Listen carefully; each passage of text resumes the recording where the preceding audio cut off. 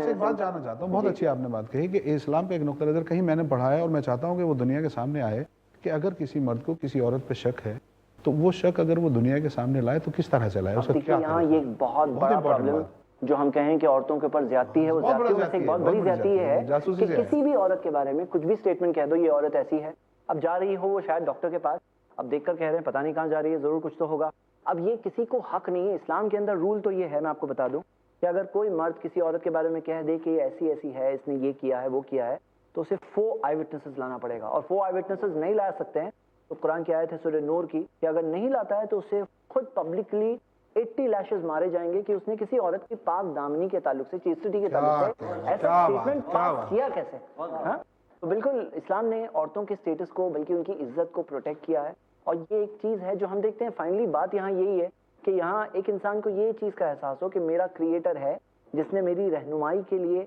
रास्ता भेजा है, और वो रास्ता बताने वाले पैगंबर जो मोहम्मद सल्लल्लाहु अलैहि वसल्लम जो सच्चे रसूल है, जिनकी जिंदगी पूरी सच्चाई का प्रूफ है, उनसे हम ये बात सीख सकते हैं और उनकी जिंदगी से और कुरान से ये बात का सीख सकते हैं।